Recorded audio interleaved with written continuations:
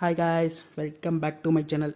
மதியம் நல்லா சாப்பிட்டுட்டு கார்ப்பரேட் ரொட்டீனான ஆஃப்டர் லஞ்ச் வாக்கிங் போயிட்டு இருந்தேன். அப்போது சரியான மலையை தாண்டி அங்கே நடந்து போயிட்டு இருந்தப்போ அங்கே ஒரு இடத்துல ஒரு பால் மாதிரி ஒரு திங்கு வச்சுருந்தாங்க.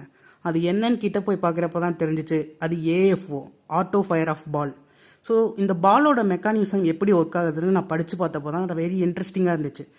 அதாவது அந்த பாலை நம்ம ஃபயரில் தூக்கி போட்டால் அது எக்ஸ்ப்ளோட் ஆகி அதுக்குள்ளே இருக்க பவுடர் அதை அணைச்சிரும். அது எப்படி ஒர்க் ஆகுதுன்னா, அது நெருப்பு பக்கத்தில் வைக்கிறப்போ அதில் இருக்க ட்ரிகரிங் மெக்கானிசம் ஆக்டிவேட் ஆகி உள்ளே இருக்க பவுடரை சுற்றி ஸ்ப்ரெட் பண்ணிடும்.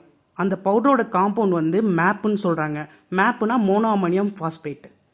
சரி, இதனால் நமக்கு என்ன யூஸ் அப்படின்னு பார்த்தீங்கன்னா, இதை நம்ம போர்ட்டபுளாக எந்த இடத்துக்கு வேணால் எடுத்துகிட்டு போயிடலாம்.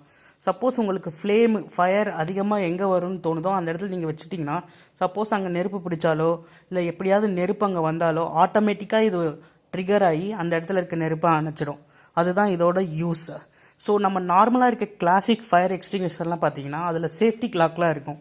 அதை நீங்கள் ஓப்பன் பண்ணி நீங்கள் போடுறவங்களாட்டி நெருப்பு பரவிடும். ஸோ இதை அந்த நெருப்பு பற்றுற இடத்துல வச்சிங்கன்னா ஈஸியாக அதை அணைச்சிடும்.